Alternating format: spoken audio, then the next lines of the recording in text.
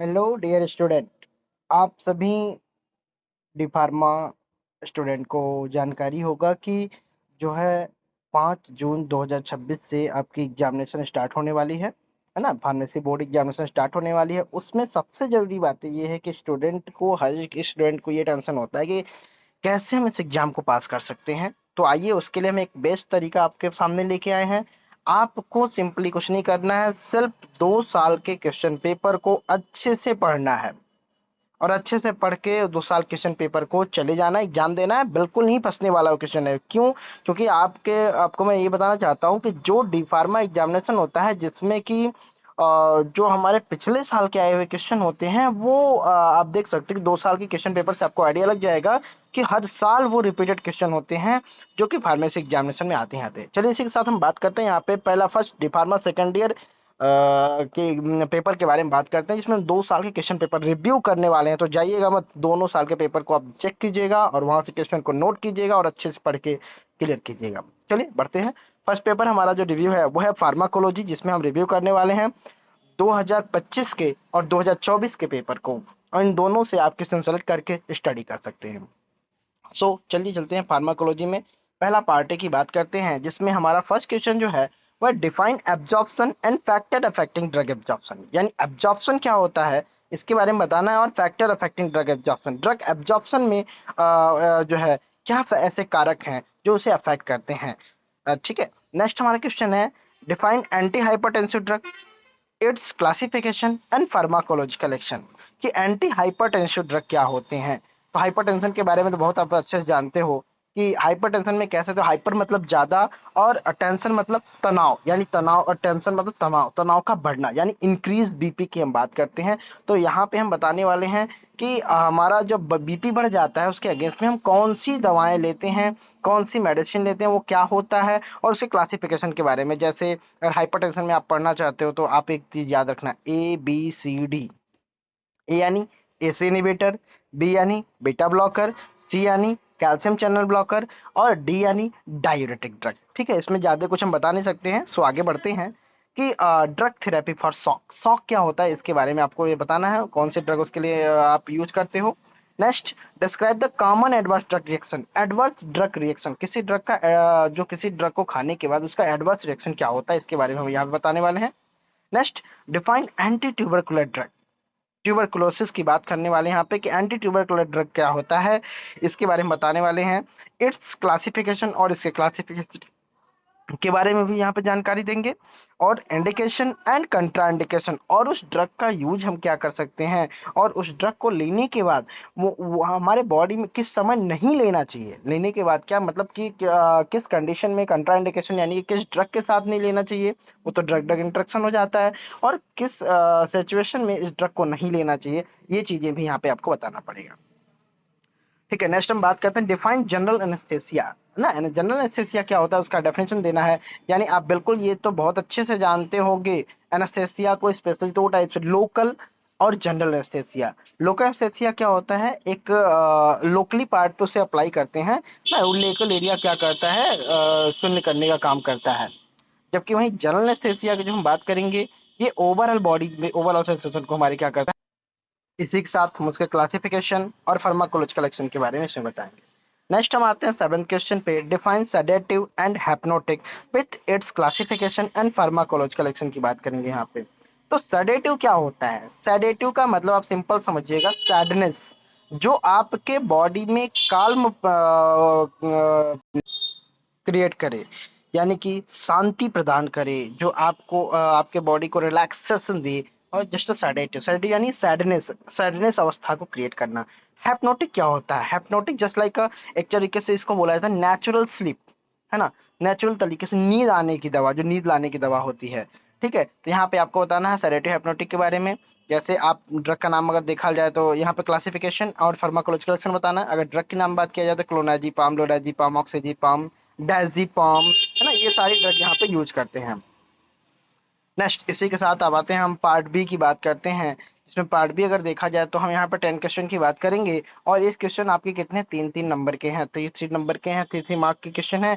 यानी कि कहा जाए अगर इन क्वेश्चन को सॉल्व करना है तो आप कितने पेज में लिख सकते हो, और पेज में लिखने की बात किया जाए तो आप ज्यादा से ज्यादा 1 से 2 पेज आप इसको लिख सकते हो, यानी एक पन्ने का, एक पेज का दोनों साइड आप इतना ही से लिखना है। इससे ज्यादा आप लिखेंगे तो टाइम लॉस होगा। ठीक है, तो इसमें आते हैं हम फर्स्ट क्वेश्चन की तरफ। Give the give the definition of antacid, है ना, इट्स क्लासिफिकेशन इन शॉर्ट। और उस एंटा एसिड क्या होता है और उसका क्लासिफिकेशन बताना। जस्ट लाइक एंटा एसिड का मतलब एंटी, किसके एंटी, तो एसिड के अगेंस्ट में जो ड्रग काम करे। अब एसिड क्या है, तो हाइड्रोक्लोरिक एसिड, यानी कि स्टमक में जो आपकी गैस बनती है उसके अगेंस्ट में काम करने वाली दवाओं को बात बताएंगे हम। और उसकी क्लासिफिकेशन जैसे हम बात करते हैं तो मैग्नीशियम कार्बोनेट, कैल्शियम कार्बोनेट, है ना, आपने पढ़ा होगा। अभी सारी चीजें आप वहां से जाके पढ़ लेना अपने चैप्टर से, नहीं तो कुछ चीजें हम आपको अभी स्टडी कराएंगे यहाँ पे। ठीक है, तो इसी के साथ हम आगे चलते हैं। What are miotic and mydriatic. ठीक है, मियोटिक क्या होता है और माइड्रेटिक क्या होता है, इसके बारे में भी आपको यहाँ पे बताना है। सिंपल सी चीजें हैं ये। आगे हम बात करते हैं, right short note on insulin. Insulin के बारे में आपको शार्ट नोट लिखना है कि इंसुलिन का काम क्या है। अगर देखा जाए तो इंसुलिन का काम क्या है, डायबिटीज के कंडीशन में इसको यूज करते हैं हम, है ना। और इंसुलिन काम क्या करता है भाई, तो सिंपल ही बात आप जानते हो कि इंसुलिन के प्रेजेंस में ही हम क्या करते हैं, ये एक तरह से सिंपल सी बात देखा जाए तो ये ग्लूकोज की शर्करा अगर ब्लड में बढ़ जाती है तो उसको कम करने का काम करता है ना। तो आप ये बहुत अच्छे से जानते हो कि जस्ट हाइपोग्लाइसेमिक एजेंट है ये। ठीक है, जो क्या करता है, ग्लाइसेमिया यानी ग्लूकोज लेवल को कम करने का काम करता है ब्लड में हमारे। ठीक है, आगे हम बात करते हैं, define any 3 of the following. किसी 3 को आपको यहाँ पर डिफाइन करना है, जैसे लग्जेटिव, है ना, कॉन्स्टिपेशन के लिए इसको लेते हैं, बहुत अच्छे से जान रहे हो आप। दूसरा है हेमाटोनिक्स एजेंट, हेम यानी ब्लड, ब्लड टॉनिक की हम बात करेंगे, है ना। तो जैसे में आप आयरन की बात कर लो, या साइनोकोबालामिन, मेथोकोबालामिन, यानी विटामिन बी 12, या फिर पायरिडॉक्सिन ले लो, B6 हो गया, या फोलिक एसिड B9। तो ये सारी चीजें आप पढ़ लेना वहां से। नेक्स्ट हम यहाँ पर डिफाइन करने वाले हैं सिरप को, सिरप क्या होता है। नेक्स्ट क्रीम को डिफाइन करने वाले हैं कि क्रीम क्या होता है, क्रीम की डेफिनेशन क्या होती है। अब इसी के साथ हम अगले क्वेश्चन पे चलते हैं, क्वेश्चन नंबर 5। तो right short note on emetics. Emetics क्या होता है, इमेटिक्स का मतलब होता है जस्ट वोमिटिंग, वो दवाएं, वो ड्रग जो क्या करें, वोमिटिंग को क्रिएट करें। जैसे ये हम कब दवा यूज करते हैं, जब यहाँ एक तरीके से देखा जाए अनडाइजेशन के समय में, या टॉक्सिसिटी, कोई पॉइजनस सब्सटेंस अगर कोई पेशेंट अगर ले लेता है, तो वहां पे हम क्या करते हैं, उसे वोमिटिंग क्रिएट कराने के लिए हम क्या करते हैं, ये दवाएं देते हैं। ठीक है, आगे बढ़ते हैं यहाँ पे। तो what is the advantage and disadvantage of oral route. Oral route का फायदा क्या है और उसका एक तरीके से नुकसान क्या है, ये हम बताने वाले हैं। तो जैसे में अगर देखा जाए तो ओरल रूट का प्रॉफिटेबल क्या है कि इजिली हम इसके द्वारा ड्रग ले सकते हैं। लेकिन डिसएडवांटेज क्या है कि बहुत सारी जो हमारी ड्रग होती हैं, यानी कि जैसे हाईली लिपिड सॉल्यूबल, तो यहाँ ठीक है। और कुछ ड्रग होती हैं जैसे कि मान लीजिए कि यहाँ पे हाई लिपिड सॉल्यूबल हो गई, कुछ हाईली वाटर सॉल्यूबल ड्रग हो गई, वो यहाँ से इजिली जैसे हमारा एब्जॉर्ब नहीं हो पाता है। दूसरी बात हम यहाँ पे करते हैं, जैसे कि यार देखा जाए तो कुछ ऐसे ड्रग होते हैं जैसे कि एंजाइमेटिक ड्रग होते हैं, जैसे इंसुलिन वगैरह हो गया, इनको डायरेक्टली हम ओरली नहीं ले सकते, इनको हमें इंजेक्ट करना पड़ेगा। तो बहुत सारी चीजें ऐसी होती हैं, इनको आप स्टडी कीजिएगा, नहीं तो एक अलग चैप्टर में देखेंगे। नेक्स्ट हम बात करते हैं कि right mechanism of action of anti malarial drug, है ना। एंटी मलेरियल ड्रग क्या होती हैं, इनके मैकेनिज्म ऑफ एक्शन के बारे में आपको बताना है। जो दवाएं हम मलेरियल के यूज करते हैं, जैसे दवा का नाम क्लोरोक्यूनिन, क्यूनिन डेरिवेटिव, जो भी दवाएं आती हैं इसमें आता है ना। ठीक है, अब आगे देखेंगे, right short note on vaccine. Vaccine क्या होता है इसके बारे में आपको बताना है। फिर next, what is the role of oestrogen. Oestrogen क्या होता है, एस्ट्रोजन प्रोजेस्टेरॉन आपने बिल्कुल पढ़ा होगा, फीमेल हार्मोन्स के बारे में, तो इसके बारे में आपको वहां पे बताना है। नेक्स्ट हम बात करते हैं 10th नंबर पे, define bio transformation of a drug. Bio drug के बायो ट्रांसफॉर्मेशन के बारे में यहाँ पे आपको डिफाइन करना है कि बायो ट्रांसफॉर्मेशन क्या होता है। नेक्स्ट बात करेंगे तो narrate the various reason of the drug reaction and how to control them. उसके बारे में बताना है कि ड्रग रिएक्शन क्या होता है और उसे कैसे कंट्रोल करेंगे हम, इसके बारे में ओवरऑल आप यहाँ पे चीज दिखानी है। इसी के साथ देखते हैं हम साथ में इसके कुछ आ गए यहाँ पे मल्टीपल चॉइस क्वेश्चन, जिनको कि आप नोट कर लेंगे।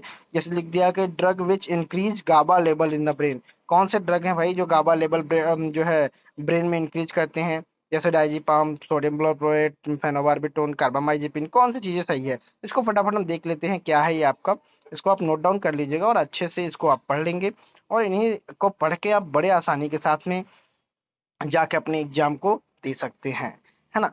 तो जैसे 11 नंबर देखे देखे बार्बिट्रेट एक्ट ऑन द रिसेप्टर्स, कौन से रिसेप्टर बार्बिट्रेट एक्ट करता है, तो गामा रिसेप्टर पे करता है, वो नॉर्मली बातें हैं, तो आप इसको पढ़िएगा सही से, देखिएगा। ठीक है, अब इसी के साथ हम नेक्स्ट पेपर चलते हैं लेके आपको, ये हमारा 2025 का था।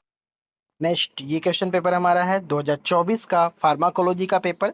अब इन दोनों पेपर में ये चेक करना है, यहाँ पे ये सॉर्ट आउट करना है कि इसमें कौन से ऐसे क्वेश्चन हैं जो रिपीटेड आए हैं, तो पिछले एग्जाम के इसमें आए हुए। तो हमें ये कंफर्म करना है कि वो क्वेश्चन जो इस साल रिपीटेड आए हैं, 2025 में रिपीटेड आए हैं, 2024 में रिपीटेड आए हैं, वो क्वेश्चन इस साल भी ज्यादातर आने के चांसेस हैं। सो हम यहाँ पे देखते जाएंगे, सॉल्व करते जाएंगे।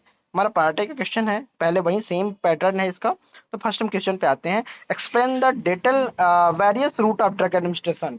बिल्कुल ये ड्रग ऑफ एडमिनिस्ट्रेशन पिछले में आ चुका है, तो कौन यहाँ पे various route of drug administration के बारे में आपको यहाँ पे डिटेलिंग करनी है, किस किस रूट से हम ड्रग को दे सकते हैं। नेक्स्ट क्वेश्चन है what are NSAID non steroid anti inflammatory drug, क्या होती हैं, इनके बारे में आपको बताना, उसका क्लासिफिकेशन और उसका इंडिकेशन एंड कंट्राइंडिकेशन बताना है।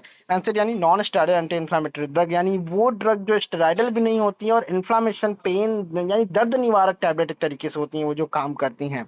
ठीक है, नेक्स्ट हम बढ़ते हैं, आगे बढ़ते हैं। Right in detail about pharmacology and pharmacology of anti conversion drug, conversion यानी झटका यानी मिर्गी एपिलेप्सी कंडीशन की बात हम करने वाले हैं कि कौन सी ड्रग होती हैं जो कि आपके कन्वर्जन में, एंटी कन्वर्जन में यूज करते हैं। जैसे ड्रग की बात अगर किया जाए तो फेनाटोइन यहाँ पे ले सकते हैं, जो हाइड्रोजन क्लास की ड्रग है, आप बहुत अच्छे से उसके बारे में स्टडी कीजिएगा।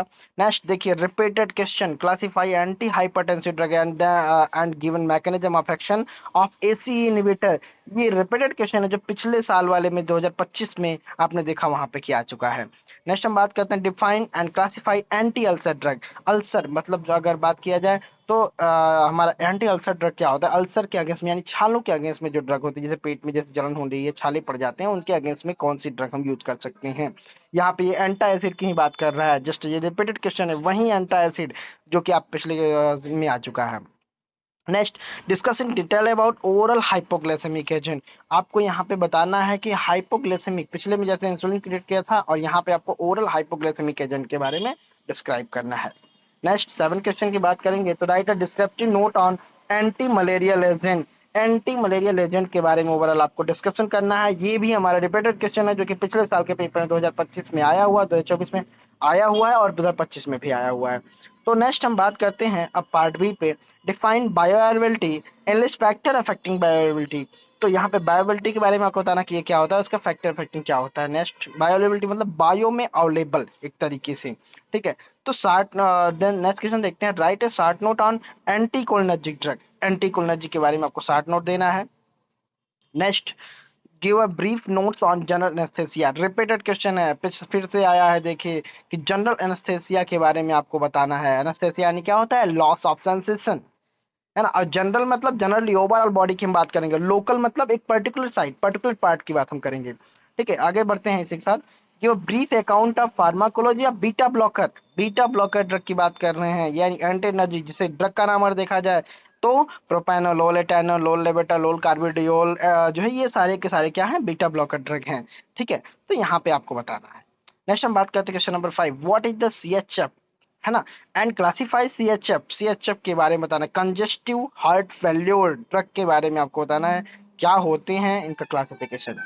नेक्स्ट हम बात करने वाले हैं क्वेश्चन नंबर 6 में, give adverse effect and contraindication of the, यहाँ पे जैसे हो गया पेन की बात किया है, ठीक है, तो इसको आपको बताना है।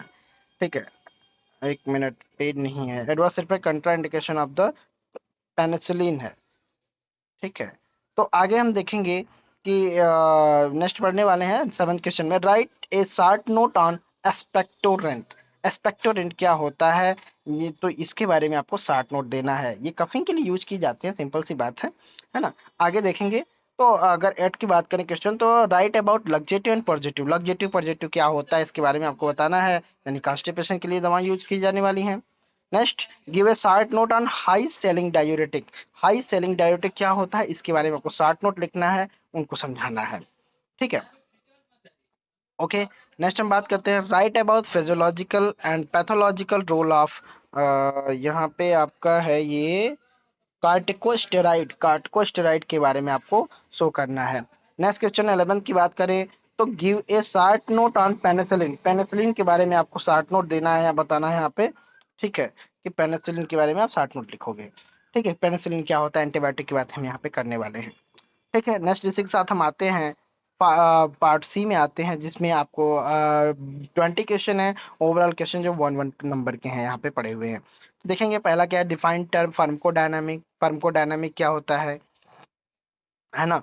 नेक्स्ट फार्माकोडायनामिक का तो सिंपल डिफिनेशन है, आपको पता ही होगा कि व्हाट द ड्रग, क्या है इसमें आपको पता होगा ना कि what the drug do with the body, यानी कि दवा बॉडी के साथ क्या एक्शन परफॉर्म करती है, सिंपल सी बात है ना। तो इसके बारे में आप थोड़ा स्टडी कीजिएगा और लिखिएगा। नेक्स्ट हम बात करते हैं second, what do you mean by half life of drug, drug की हाल्फ लाइफ क्या होती है ना। तो ये आपको यहाँ पे बताना है, किसी भी दवा की हाल्फ लाइफ क्या होती है, यानी जैसे मान लो कि पैरासीटामॉल, इसकी जो हाल्फ लाइफ होती है, हाल्फ लाइफ का फार्मूला देखा था T1/2, यानी टाइम, टी मतलब टाइम हो गया, कितनी समय में हमारे बॉडी की आधी दवा निकल जाती है। जैसे पैरासीटामॉल की बात किया जाए तो उसकी हाल्फ लाइफ होती है 1 आवर्स, तो 1 आवर्स में अगर 650 mg आपने खाया है तो बाद में लिया जाए कि 325 mg उससे 1 घंटे के अंदर में वो दवा हमारी क्या होगी, बाहर हो जाएगी, स्क्रूट आउट। फिर इसी तरीके से हाल्फ लाइफ उसका बढ़ता जाएगा, 325 का फिर आप हाफ कीजिएगा, फिर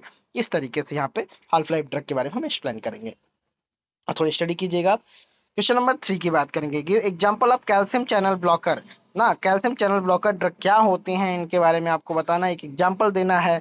जैसे अगर बात करें नेफेडेपिन, है ना, ये आपने पढ़ा होगा, एम्लोडेपिन, ये सब कैल्शियम चैनल ब्लॉकर ड्रग है।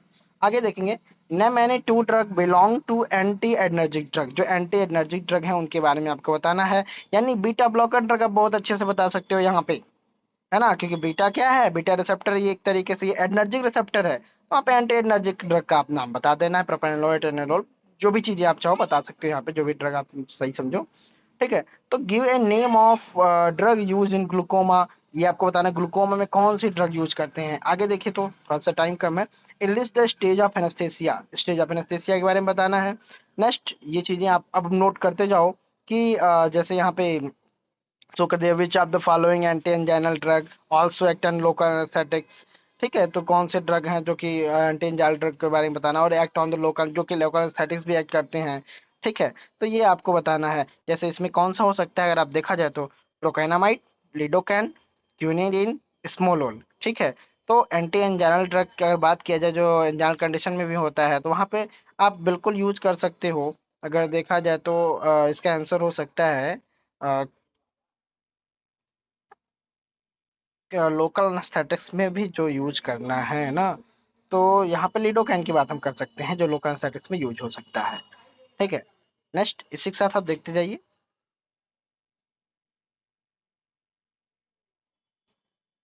यहाँ पे क्वेश्चन आप नोट कर लेना, और नोट ये हिंदी के लिए भी है, हिंदी वाले स्टूडेंट जो हिंदी में लिखने वाले हैं ये उनके लिए है। तो आप इसी क्वेश्चन को नोट्स करके और इन्हीं क्वेश्चन को पढ़ के बड़े आसानी के साथ आप एग्जाम को अपने क्रैक कर सकते हो, अपने डी फार्मा एग्जाम को पास कर सकते हो। इसके लिए बस आपको सिंपली 2 साल के पेपर को अच्छे से पढ़ना है, और 2 साल पेपर में जितने भी क्वेश्चन आए हैं सभी को सॉल्व करके ही एग्जाम देने जाना है। धन्यवाद।